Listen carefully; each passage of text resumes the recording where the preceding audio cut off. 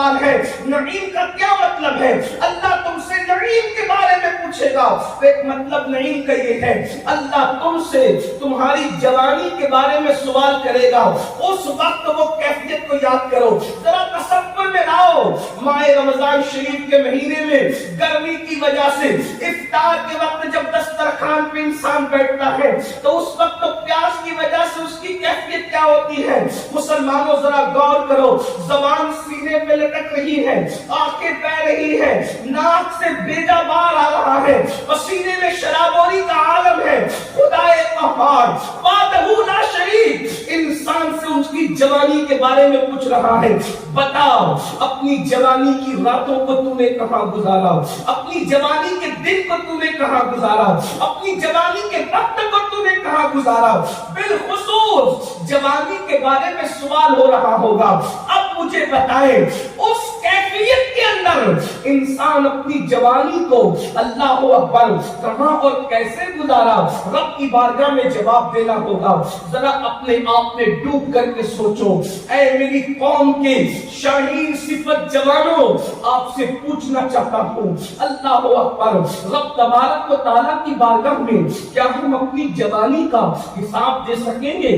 آپ ہو یا ہم ہو یا اور کوئی ہو, ذرا غور تو کریں. اپنی راتیں کہاں گزر رہی ہے؟ اپنی راتیں کس طرح گزر رہی ہے؟ اپنی صبح کس طرح گزر رہی ہے؟ اپنی شام کس طرح گزر رہی ہے؟ میرے بھائیو, اس دن نبیوں کی زبان پر بھی حدیث پاک میں آیا ہے نفسی نفسی ہوگا. سید الانبیاء کے علاوہ ہر نبی کی زبان پہ نفسی نفسی ہوگا. بلکہ ایک حدیث سن لیں پھر آپ کو اندازہ ہوگا. یہاں تو لوگ کہتے ہیں جو ہوگا دیکھا جائے گا, جو ہوگا دیکھا جائے گا. میرے بھائیو, ابن کثیر لکھتے ہیں اللہ اکبر اللہ پاک قیامت کے دن حضرت عیسیٰ علیہ السلام سے ایک سوال کرے گا. عیسیٰ علیہ السلام سے ایک سوال, وہ بھی حساب لینے کے لیے نہیں, عیسائیوں کو رسوا کرنے کے لیے, نصارہ کو رسوا کرنے کے لیے, حضرت عیسیٰ پر لگے ہوئے الزام کو ختم کرنے کے لیے اللہ پاک حضرت عیسیٰ سے سوال کرے گا. اے عیسیٰ, کیا تم نے اپنی قوم کو یہی درس دیا تھا کہ میرے بعد تم مجھے خدا بنا لینا اور مجھے خدا کا بیٹا کہنا شروع کرنا؟ کہ یہ بات ان کو تم نے سکھائی تھی؟ حالانکہ عیسائی کہتے ہیں کہ عیسیٰ خدا کے بیٹے ہیں اور اللہ قرآن میں بیان کر چکا کہ وہ ابن اللہ نہیں بلکہ عبداللہ ہے. اللہ اکبر, حجت تمام ہو چکی. لیکن قیامت میں اللہ عیسائیوں کو رسوا کرنے کے لیے, حساب لینے کے لیے نہیں, عظمت عیسیٰ کے اظہار کے لیے, وقار عیسیٰ کے اظہار کے لیے, شان عیسیٰ کے اظہار کے لیے اور عیسائیوں کو رسوا کرنے کے لیے ایک سوال کرے گا. کیا تم نے کہا تھا عیسیٰ کو, عیسیٰ تم نے کہا تھا اپنی قوم کو کہ مجھے خدا کا بیٹا بنا لینا؟ اس صرف ایک سوال پر حضرت عیسیٰ پر اللہ کا اتنا خوف طاری ہوگا, اللہ کی اتنی خشیت طاری ہوگی کہ حضرت عیسیٰ کے بال کھڑے ہو جائیں گے, جسم کے بال, اور ہر بال سے خون کی پھواریں نکلنے لگے گی. اس ایک سوال پر وہ حساب کے لیے نہیں ہوگا. اللہ اکبر, وہ عیسیٰ جو کنواری ماں سے پیدا ہوئے, وہ عیسیٰ جو بطول سے پیدا ہوئے, وہ عیسیٰ جو کلمت اللہ ہے, وہ عیسیٰ جو روح اللہ ہے, وہ عیسیٰ جنہوں نے پانی سے کلام کیا ہے. ایک سوال میرا اللہ فرمائے گا, ایک سوال, عیسیٰ کیا تم نے کہا تھا خدا بنا لیا جائے گا تمہیں؟ حضرت عیسیٰ کے بال سے خون کی پھواریں نکلے گی. جواب دینے سے پہلے یہ خشیت ربانی کا عالم ہوگا. اب میں اپنی قوم سے پوچھنا چاہتا ہوں, معصوم عیسیٰ کے ایک سوال کو سن کر جب خون کی پھواریں بال سے نکلے گی, بال سے خون کی پھواریں پھوٹ پڑے گی, تو بتاؤ جب اللہ تم سے پوچھے گا جوانی کی راتوں میں تم نے زنا کیا تھا, تو زانیوں کی زبان پر کیا جواب ہو؟ تم نے عورتوں پر پاپ کی نظریں ڈالی تھی, تو ان پاپیوں کی زبان پر اللہ کی بارگاہ میں کیا جواب ہوگا؟ تم نے سود کے دھندے مال کی محبت میں کی تھی, تو اس وقت ہماری तुम्हारी जबानों का क्या जवाब होगा? तुमने उलमा को गालियां दी थी, तुमने दीन का मजाक उड़ाया था, नर्म नर्म गद्दों पर जब तुम लेटते थे तो तुम जिना की फिल्में देखते हुए लेटते थे, उस वक्त अल्लाह की बारगाह में क्या जवाब होगा? अब यहाँ हंसने की बात नहीं, कोई मुशायरा तो नहीं, लेकिन थोड़ी तवज्जो तो करें। कितना दीन को खिलवाड़ समझोगे, कितना दीन को तमाशा बनाओगे?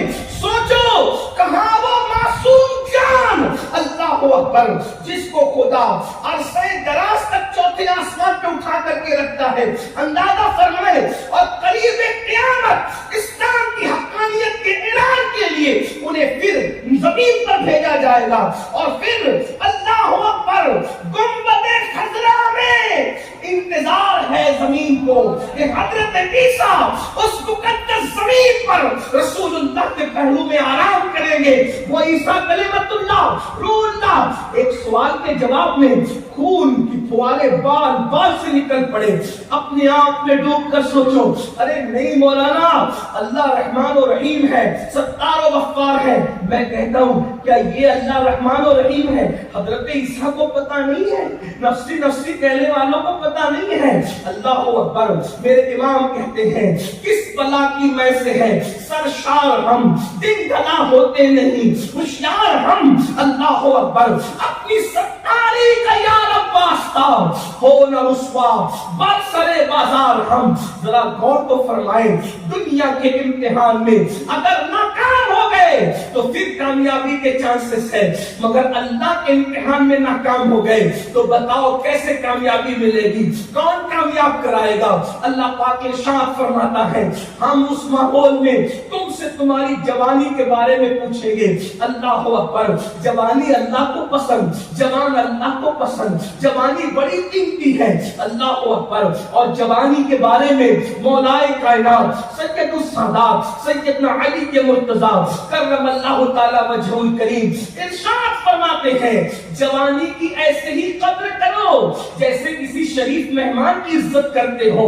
हर शरीफ मेहमान जाने के लिए आता है, ऐसे ही जवानी भी जाने के लिए आती है, और मेहमान 3 दिन तक रहता है, 3 दिन से ज्यादा नहीं रहता, और जो 3 दिन से ज्यादा रहता है वो मेहमान नहीं हो सकता।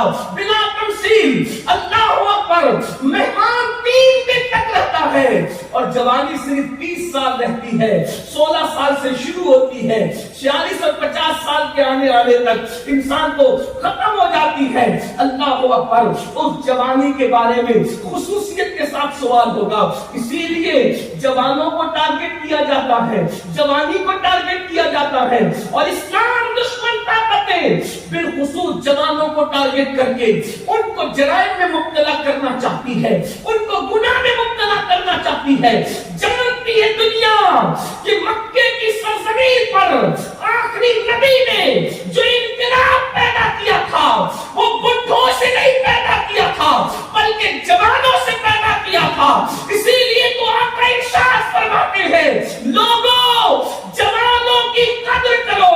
आका फरमाते हैं, जवानों की कद्र करो, क्योंकि जब मैंने नबूवत का ऐलान किया तो मक्के के बुढ़ों ने मेरी दावत को रद्द कर दिया, मगर मक्के के जवानों ने मेरी दावत को कबूल कर लिया। आप अंदाजा फरमाएं, सबसे ज्यादा उम्र वाले जो सहाबी हैं वो सैयदना अबू बकर सिद्दीक है। मक्के में जिन उम्र वालों ने कलमा पढ़ा था उनमें बड़ी उम्र के आदमी सैयदना सिद्दीक अकबर है, और सिद्दीक अकबर की उम्र जब आपने कलमा पढ़ा उस वक्त 37 साल की थी, 37 ईयर्स की आपकी उम्र शरीफ थी। अल्लाह अकबर, 37 साल के थे, यानी सबसे बड़ी उम्र के सहाबी 37 साल के थे, और 37 साल में बुढ़ापा नहीं आता बल्कि ऐन जवानी की कैफियत होती है। अल्लाह अकबर, सैयदना सअद इब्न अबी वक़ास फरमाते हैं, उहद की जंग में मैंने सीने पे जो तीर रोके थे उस वक्त मेरी उम्र 16 या 17 साल की थी, और मेरे चेहरे पर अभी दाढ़ी के बाल निकलना शुरू भी नहीं हुए थे। अल्लाह अकबर, हर सहाबी जवान था।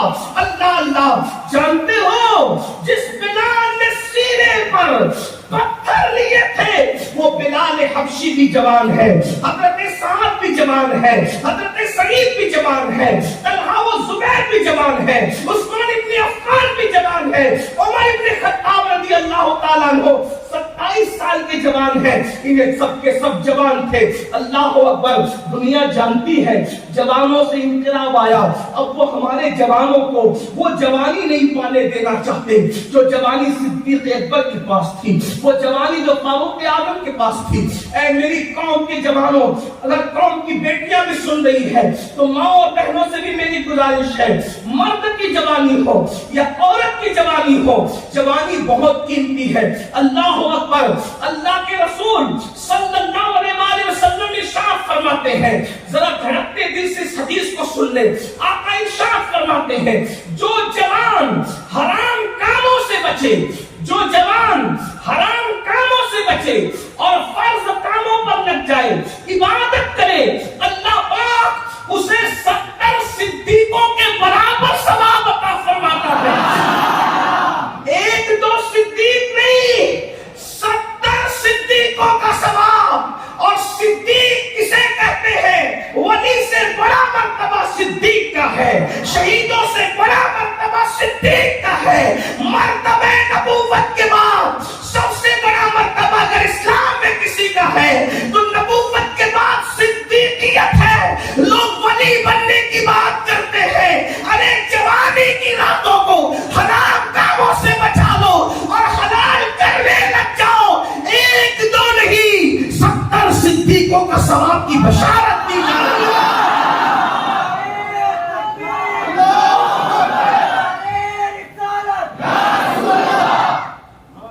70 صدیق کسے ہیں؟ صدیق کہتے ہیں اسے جس کا مرتبہ نبوت کے بعد۔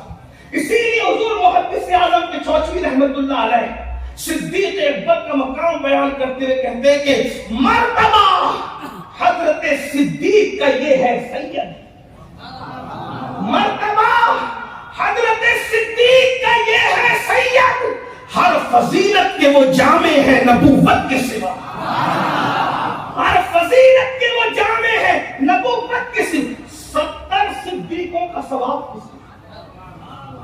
کس بنیاد پر؟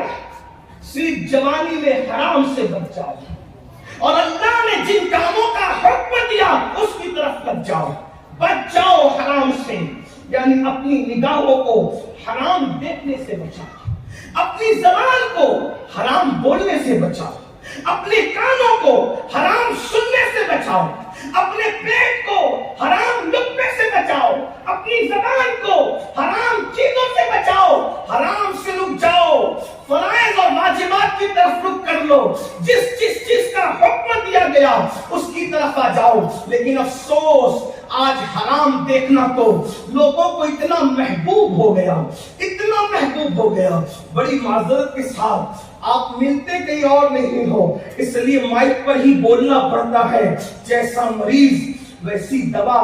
مجھے تو شرم بھی آتی ہے، اذیت بھی ہوتی ہے، مگر کیا کریں، اپنی ذمہ داری پوری بھی کرنا ہے۔ آنکھ حرام میں اتنی مبتلا ہو گئی کہ آج کتنے جوان ہیں جن کے موبائل حرام فلموں سے محفوظ ہے، گندی پکچروں سے محفوظ ہے۔ اللہ اکبر، میں سوچتا ہوں یا اللہ کیا یہ قوم ہے، اور وہ بھی زنا کی فلمیں۔ اللہ اکبر، زنا کا لفظ سن کر